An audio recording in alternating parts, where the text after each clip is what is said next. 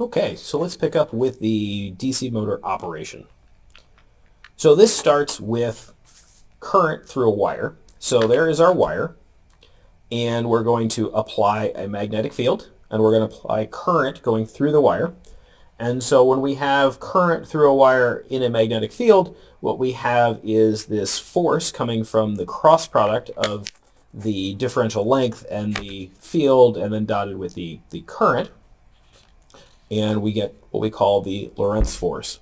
So that is going to be the force that we're generating. Now that's force, not torque, so of course we're going to need the force at a particular distance, and that'll get us the torque. So let's take that little piece of wire, and let's consider it to be in this fun shape that goes around a rotation axis. So here is our axis of rotation. And so it is acting at a distance of r from the rotation axis, and we're certainly going to be going over the entire length of it. So we'll take our df term and we'll integrate, so we get that F is the current times the length times the field. And because you can see that we've got a chunk that is going at this distance and this distance, those are both at a distance r, and then we also have, I'll do a different color here, this length here that's in green and this length here that's in green, those are not going to do anything because they're not perpendicular.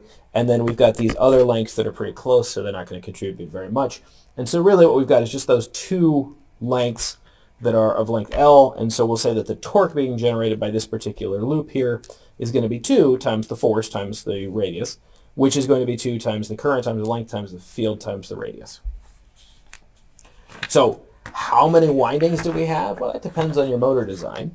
So let's assume you have N coils. And then if we know that each coil produces 2 times I times B times L times R in terms of torque, so then the total torque is going to be 2 NBLR times the current. Now current is the thing that's changing. B, L, R, and N are all parameters of the design of the motor. And because of that, we can define all that stuff together as being what we call the torque constant. So KT is the torque constant. And so we like to say that the torque generated is the torque constant times the current. And so now we know that if we put in a current, we get out a torque that is proportional to that current. All right, so how are we going to get a large torque? Because we always want a large torque. If you want a large torque, you need a large torque constant. If you want a large torque constant, notice that it depends on N, L, and R, and also B. So N, L, and R, those are physical parameters related to the size of the motor. How many windings are you going to have? How long is it going to be? How big is it going to be in terms of radius? So those are things that as you increase those, the physical size of your motor goes up. The other one is your magnetic flux. Well, that's going to be dependent on the type of magnet you use. So you've got some limited options in terms of the type of magnet. So BACK-EMF is going to be same sort of idea. We've got current moving through this thing, and it is moving through a field. So what is the BACK-EMF going to be? It's going to be based on the velocity crossed with the field, dotted with the length. And so we can integrate again over the length. And so we get the BACK-EMF is going to be 2 times the number of windings times the speed, V. Well, the speed is going to be based on rotation, so it's going to be the rotational speed omega times the radius R times B times L.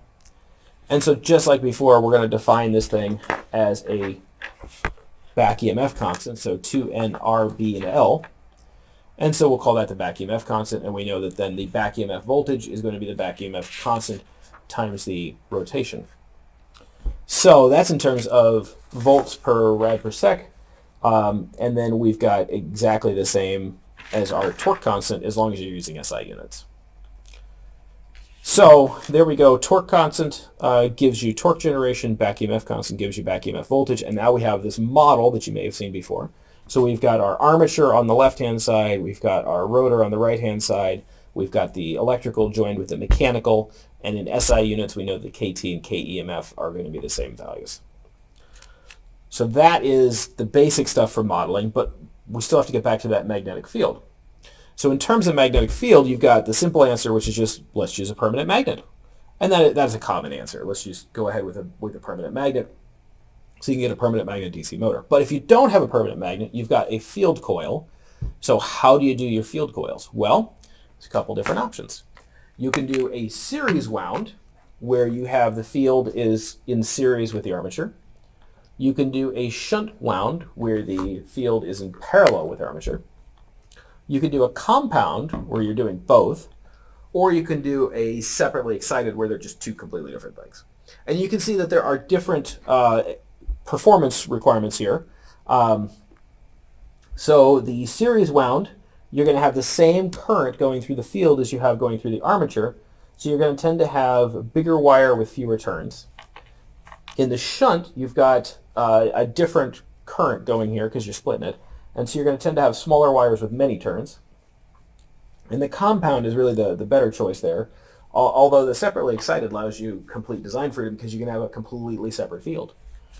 So it depends on what you want. Or in many cases, it depends on what you're buying. So again, if you specify for a particular motor what kind of torque and speed you want, then it's may just be what the manufacturer produces for you. All right, so that's how the field is being generated. Now let's look at the commutation. So we want to keep the torque from reversing. We want to keep this motor spinning in the preferred direction. And so the commutator is going to switch the current. So let's consider this part of a motor. We've got our plus and minus out there representing our applied voltage to our armature. We've got our brushes in contact there. We've got this thing turning, and then the commutator, you can see, has two distinct sections that are making contact with the brushes. So there are going to be some coils. The dots are to help you know which direction is which. And there's going to be our field. We're going to assume a permanent magnet. And we're going to assume a very simple one here, that we've only got the two poles.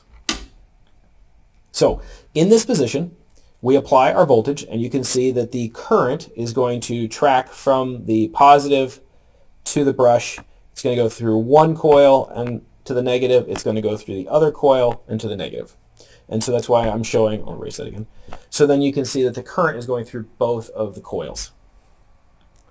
So in this case, because the current's going through both of the coils and we have our flux, then the coils are set up properly, and we're getting our forces at the radius here, and so we get overall a torque.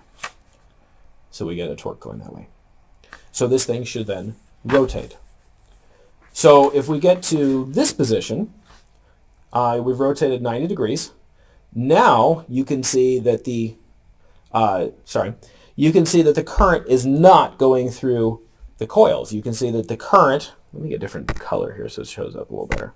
So the current is going to come through the brush and around and through the brush. It's not going through the coils at all, which means that you've got no current through the coils. You're going to get no Lorentz force, which means you're not having any torque. So this is a problem. At this point, we're stuck, right? If we have enough inertia, we'll rotate right through it. But if we're in this position to start with, for instance, we're not going anywhere. This is called a top dead center problem. So let's assume that we're shifted just a little bit, and again, you can see that we're going to get current through both of the coils, but now we're not at that 90 degree angle relative to our field, and so because of that, because remember we were dealing with a dot product earlier, we're going to see that we're going to get a force, but it's going to be smaller than before. And so in this case, we get a smaller overall torque then. And then we're back to the original position. Well, rotate 180 degrees from the original position, but we're back to the original case where we have a large torque being generated. So in this sort of case, what you see is that as we rotate through in terms of our angle, there is definitely a 0 point for torque, and there's a peak point for torque. And so we could consider this at these 0 points, we call it a top dead center. If we're spinning already, it's okay. If we're not spinning, we're not going to get started. So how are we going to fix that? Well, we could increase the phases, we can increase the poles, and we'll see that we'll have torque being generated from each of these, and so they'll stack up. And as they're stacking up, what you'll see is that we're not hitting a 0 anymore, because now we've got the torque from all of them. Now you will see that there is still what we call torque ripple. We still are not getting perfectly smooth torque there, but we are getting smoother torque, and we're not getting zeros anymore. So this 0 torque, man, my pen just keeps skipping like that. 0 torque is bad. smoother torque, better. And certainly as you do this, you could end up with much smoother torque by increasing the phases and the poles, but again, you're increasing cost to your motor. So you got a trade-off of how smooth does torque need to be. And I've seen other solutions to this to try to get good motion control. So there we go. So generally we use multi-coil rotors in order to get better performance. I mentioned already that brushes are the primary source of failure because they wear out, they have limited voltages, we've already talked about that, and they generate noise. So this one is cheap and tends to fail. And then the other thing to consider is that you are running into problems with heat. So when you think about all this stuff going on, you're dumping current through here. Well, when you're dumping current through here, you're generally going to end up with heating. You're going to end up with resistive heating. And then you've also got friction, you've also got the contact resistance, you've got all sorts of stuff going on, but it's all going on within a housing, and so figuring out what the temperature in there is going to be is a pretty big problem, but generally speaking, heat is going to be the issue. All right, so that's operation. So I am going to stop there, and then next video will be DC motor implementation.